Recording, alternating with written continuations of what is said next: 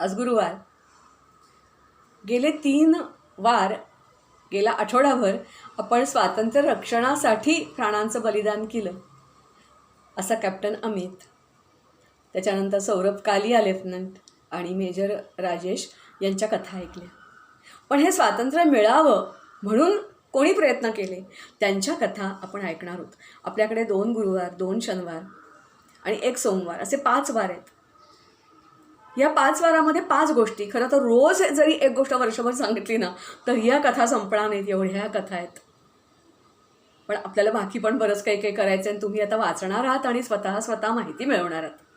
याच्या पुढच्या काळामध्ये सुद्धा 15 ऑगस्टपर्यंत जी जी नावं तुम्हाला मिळतील ती तुम्ही जरूर लिहून ठेवा आणि माहिती मिळवायचा प्रयत्न करा. आणि शाळा सुरू झाली की बाईंना गोष्टी सांगा. आज आपण ज्या गोष्टी बघणार आहोत त्याच्यामध्ये आपण आधी प्रथम बघूया की स्वातंत्र्य मिळालं म्हणजे नेमकं काय. तर अगदी पूर्वीपासून म्हणजे जवळजवळ 600-700 सालापासून भारतावर असंख्य जणांनी आक्रमण केली. ज्यात अफगाण होते, तुर्क होते, मुघल होते, गुलाम घराणं होतं.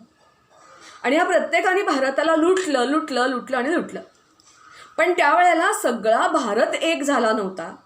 त्या भारताचे वेगवेगळे भाग होते. म्हणजे आत्ता जो अफगाण, इराण, इराक, सिरिया, जावा, सुमात्रा, मलेशिया, सिलोन, हे जे सगळे भाग आहेत ना भारताच्या आसपासचे, अशी 27 जनपदं होती, महाजनपदं होती. आणि प्रत्येकजण स्वतंत्रपणे ह्या आक्रांतांशी झगडत होता.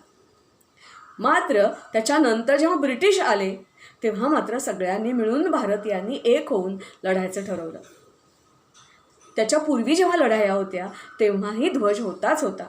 मला वाटते त्याच्याही पूर्वीच्या काळात तुम्ही रामायण महाभारत सगळ्यांनी बघितलेलं आहे, त्याच्यामध्ये ध्वज होता. मला वाटते सगळ्यांना शिवाजी महाराजांचा ध्वज तर अगदी माहिती आहे ना, सहजपणे माहिती आहे, आपण नेहमीच तो बघतो. आता मात्र सगळे भारतीय एकत्र आल्यामुळे सगळ्या भारतीयांचं प्रतिनिधित्व करणारा ध्वज हवा असं वाटलं आणि मग अशा प्रकारचा ध्वजाचा शोध सुरू झाला. आत्ताचा जो आपला ध्वज आहे ना, केशरी, पांढरा, हिरवा आणि त्याच्यावर जे काही चक्र, अशोक चक्र आहे, ते ज्याला आपण म्हणतो क्रांती, उत्क्रांत होत बदलत तो आत्ताचा ध्वज आपल्याला प्राप्त झाला आहे. पहिला प्रयत्न 1857 साली असा केला गेला आणि मग 1947 साली जूनमध्ये अशी एक कमिटी बसली आणि त्यांनी मग आत्ताचा जो ध्वज आहे हा ध्वज हा सगळ्या राष्ट्राचा ध्वज प्रतिनिधित्व करणारा असं ठरवला गेला. आता प्रत्येकाच्या कथा सांगायला मी म्हटलं तसं, पण एवढं नक्की वेळ लागेल, पण एवढं नक्कीच सांगता येईल की ह्याच्यामध्ये राजे राजवाडे होते, मोठमोठे पुढारी होते, तरुण वर्ग मोठ्या प्रमाणात होता की जो नवीन शिक्षण घेऊन तयार झालेला होता.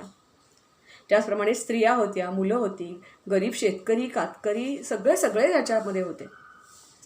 दुसरी याची जी गोष्ट आहे ती म्हणजे अशी की आपल्याला मुघलांनी काय केलं, लोकांना प्रचंड मारलं, कत्तल केली, पळवलं, संपत्ती लुटली. ब्रिटिशांनी आपली जी लूट केली ती पैशाच्या पेक्षा सुद्धा जास्ती लूट कोणती झाली असेल तर आपल्या मनावर ठसवलं गेलं की अरे तुम्ही भारतीय कुचकामाचे आहात, तुम्ही अडाणी आहात, तुम्हाला काही येत नाही, कळत नाही, तुम्ही सगळे साधू संत बैरागी, म्हणजे त्यांना काही अगदी अडाणी आणि अज्ञानीच आपल्याला ठरवलं असं नव्हतं. खरं आपली पद्धती वेगळी होती, पण आपल्याला गुलाम केलं.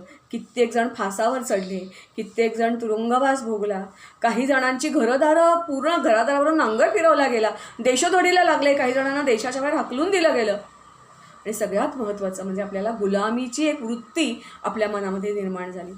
या सगळ्याच्या विरुद्ध ज्यांनी लढा दिला त्या सगळ्यांना स्मरण करणं आणि त्यावेळेला ध्वजवंदन करणं हे आपल्याला अभिप्रेत असतं. मला वाटते बऱ्याच वेळेला तुम्ही मुलं म्हणाल की बाई तुम्ही आम्हाला वेगळं काय सांगणार आहात, आम्हाला तर ध्वज काढता येतो, आम्ही दरवर्षी शाळेत जातो, ध्वजवंदन करतो, प्रतिज्ञा घेतो, पण म्हणजे नेमकं काय करतो. तर मला वाटते बरेच वेळेला आपल्या पालकांना वेळ नसेल किंवा शिक्षक गृहीत धरत असतील की माहिती आहे तुम्हाला, काही असू शकेल, पण असा सगळा अर्थ सांगण्याचा मी आज प्रयत्न करते. आत्ताचा जो आपला ध्वज आहे ना, तो ध्वज भारताचा ध्वज, भारताचा मानबिंदू, भारताची प्रतिष्ठा, भारताच्या आशा आकांक्षा, श्रद्धा, विश्वास याचं प्रतीक आहे.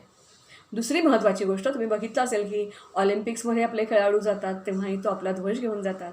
जेव्हा परराष्ट्रामध्ये आपले निरनिराळे प्रतिनिधी जातात, पंतप्रधान जातात, त्यांच्याबरोबर भारताचा ध्वज असतो, कारण ते पंतप्रधान भारताचे पंतप्रधान असतात, खेळाडू भारताचे खेळाडू असतात. हा जो वरचा केशरी रंग आहे ना, तो शौर्य, धैर्य, पराक्रम यांचा, हा त्याग याचा हा रंग आहे. कालच मला वाटते तुम्ही अयोध्येचं सगळ्यांनी राम मंदिर बघितलं असेल आणि तिथे असंख्य साधू संत जमले होते. त्यांचा पोशाख कसा होता बघा. त्यांनी घरादाराचा प्रपंचाचा त्याग केलेला असतो, तो केशरी रंग होता. जेव्हा राजपूत लोक पूर्वी केसरिया करायचे, म्हणजे बायका जोहार करायच्या आणि पुरुष केसरिया करायचे, मारणार किंवा मरणार, तेव्हा पण त्याला केसरिया म्हणायचे. तसा हा वरसा आपल्याला सांगतोय, तुम्ही त्याग करा, देशासाठी त्याग करा, समाजासाठी त्याग करा. नंतरचा जो पांढरा रंग आहे तो शांत रसाचा प्रतिनिधी आहे. तुम्ही शाळेमध्ये बघितलेला असेल, प्रयोग केला असेल की अनेक रंगांचं मिश्रण म्हणून पांढरा रंग होतो, पण वेगळा रंग वेगळं अस्तित्व नाही ना दाखवत. तसं शांतपणे सगळ्यांनी एकत्र होऊन आपल्याला हे काम करायचं आहे, देशासाठी काम करायचं आहे. खालचा जो हिरवा रंग आहे, मला वाटते तुम्हाला सांगायला नकोच आहे. ग्रीष्म ऋतूनंतर थोडासा जरी पाऊस पडला तरी सगळी पृथ्वी हिरव्या रंगाने सजून जाते, नटून जाते. त्याच्यावर निळ्या रंगाची वेलबुट्टीच असते आणि नवी नवरी तिला पण हिरवा चुडा, हिरवी साडी. म्हणजेच हा हिरवा रंग आहे, हा नवनिर्मिती, सृजन, समृद्धी, संपत्ती, भरभराट याचं हा प्रतीक आहे. आणि ह्या सगळ्या रंगावर निळा रंग काय दाखवतो बघा. आकाशाचा रंग निळा, अथांग समुद्राचा रंग निळा, अथांगता. पांढऱ्या रंगावर, ह्या निळ्या रंगामध्ये आपल्याला काय दिसतं? चक्र दिसतं. पण त्या चक्राचा अर्थ माहिती असतो का? मला वाटते बरेच वेळेला नसतो. हे आहे अशोक चक्र. अशोक सम्राट नावाचा एक सम्राट इसवी सनापूर्वी, मला वाटते 267 ते 232 असा त्याचा साधारण काळ सांगितला जातो. त्यावेळेचा हा सम्राट, त्याचं साम्राज्य किती मोठं होतं तर आत्ता साऊथ इंडियाचा जो खालचा टिप आहे ना, केरळ, कर्नाटक, त्याच्यातला थोडासा भाग वगळला तर जवळजवळ इराकपर्यंत, पश्चिमेला आणि पूर्वेला, म्हणजे आत्ताचा बांगलादेश, पाकिस्तान, हे जे सगळे देश, ब्रह्मदेश, सिलोन, सगळे मिळून हा त्याचा देश झालेला होता. प्रचंड मोठं साम्राज्य होतं, ते सम्राट म्हणायचे त्याला. मात्र कलिंगच्या युद्धानंतर त्यांनी बुद्ध धर्म स्वीकारला आणि मग त्यांनी जिथे ते शिलालेख लावले तिथे, आणि सारनाथला त्याचं जे एक अशोक स्तंभ आहे त्याच्यावर हा आपल्याला अशोक चक्र जे आहे ते दिसतं. आता हे अशोक चक्रामध्ये काय आहे तर 24 आरे आहेत. तर आपल्या हिंदू धर्मामध्ये किंवा बुद्ध धर्मामध्ये ह्या 24 आरे, हे जे प्रत्येक जो आरा आहे तो कुठच्या ना कुठच्या तरी गुणाशी, कर्तव्याशी असा जोडलेला आहे. दिवसाचे तास 24 आरे. आपण जे म्हणतो ना की ओम भूर्भुवः स्वः, त्याच्यामध्ये अक्षरं किती आहेत? 24 अक्षर आहेत. आणि त्यातलं प्रत्येक अक्षर एक एक देवाला रिप्रेझेंट करतं आणि ती आपल्या देहात वसलेली असतात, त्यांचं स्मरण आहे. पूर्वी ऋषी असायचे. हे ऋषी म्हणजे काय होते तर आजकालची विद्यापीठं, गुरुकुलं, तसे हे गुरु होते. असे हे वाल्मिकीपासून ते यज्ञवल्क्यापर्यंत गुरु किती तर 24 गुरु. त्या प्रत्येकाचं प्रतिनिधित्व, त्यांनी दिलेलं ज्ञानाचं प्रतीक म्हणजे हा एक आरा.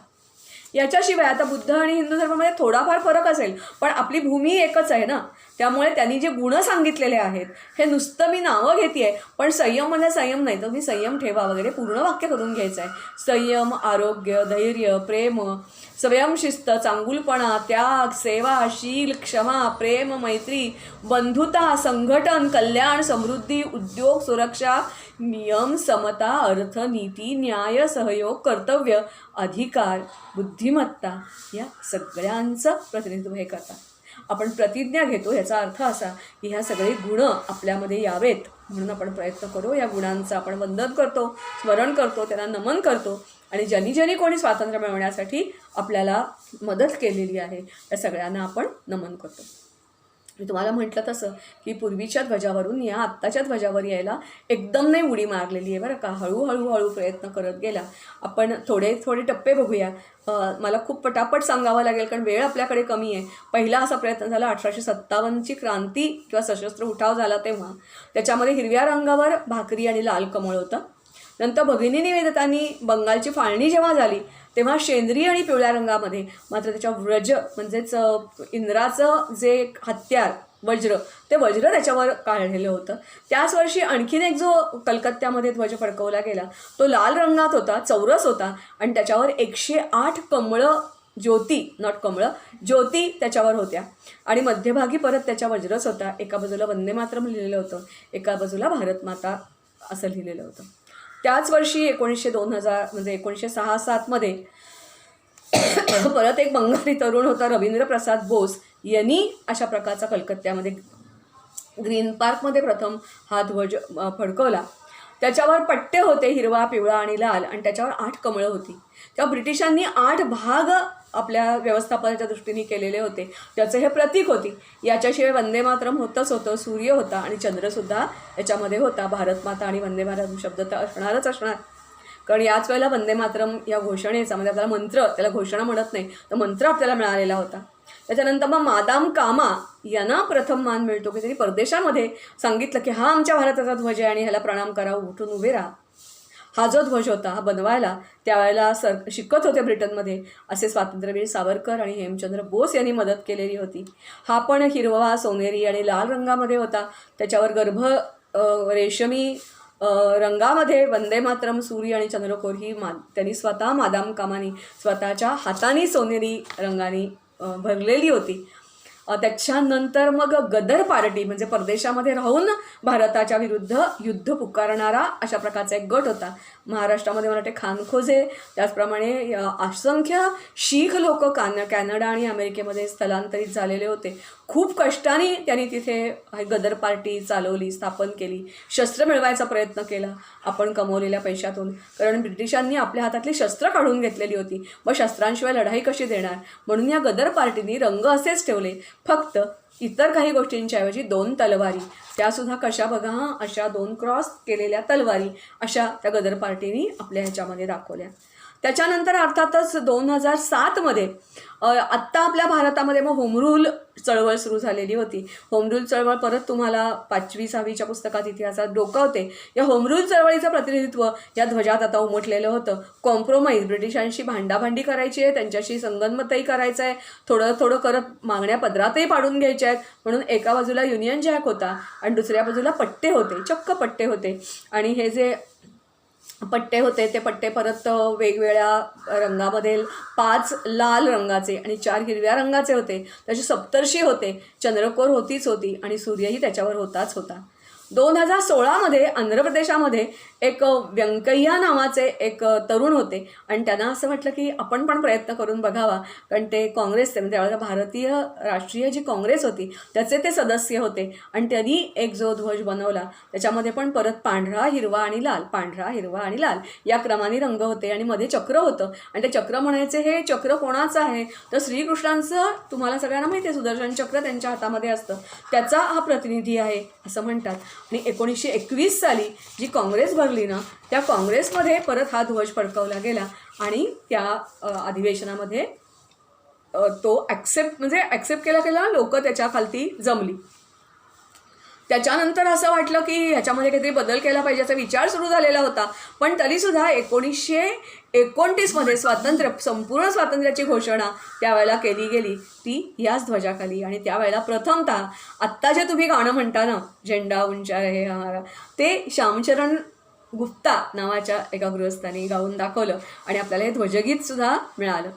त्याच्यानंतर आत्तापर्यंत हे जे सगळे आपण रंग वापरत होतो ना, हे रंग ते धर्माचं प्रतिनिधित्व करतायत असं वाटत होतं.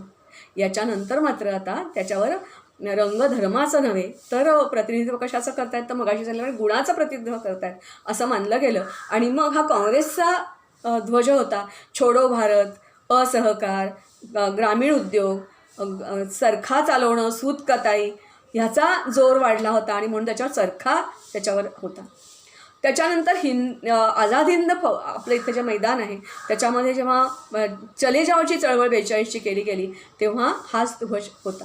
मात्र जून 47मध्ये हळूहळू परिस्थिती पालटायला लागली. माउंटबॅटन यांनी ठरवलं की आता भारताला स्वातंत्र्य द्यायचं आहे आणि मग परत एक कमिटी नेमली गेली आणि त्या कमिटीने मग या चरख्याच्या ऐवजी आत्ता पहिल्यांदा जो आपण बघितला ना तो अशोक स्तंभावरचा सम्राट अशोकाचा जे अशोक चक्र होतं ते आलं. सतत प्रयत्न करत राहा, या गुणांचा पाठलाग करा, देशाला समृद्ध करा, मोठं करा असं सांगणारा हा ध्वज केशरी, पांढरा आणि हिरवा, त्याच्याबरोबर गोल आणि त्याच्यावर आरे असलेलं हे चक्र 15 ऑगस्टला पहिल्यांदा एक पिंगली व्यंकय्या यांना हे काम दिलेलं होतं आणि हा ध्वज फडकवला गेला, त्याला सलामी दिली गेली, सगळ्या लोकांनी त्या ध्वजाला वंदन केलं आणि तेव्हापासून आज तागायत जिथे कुठे आपल्याला मिळेल तिथे आपण ध्वजवंदनाला जातो. शाळा, शासकीय इमारती सगळ्या या ध्वजाला वंदन करतात. पुढच्या वेळेला आपण असे वेगवेगळे जे लढे आहेत ना, त्या लढ्यातला मोजके काही 4 लढे, एक फ्रेंचांच्या विरुद्ध, एक शेतकऱ्यांनी दिलेला, एक ज्यांना आपण नेहमी म्हणतो आदिवासी त्यांनी दिलेला, असे लढे बघायचा प्रयत्न करूया. तोपर्यंत म्हटल्याप्रमाणे माहिती गोळा करायचं काम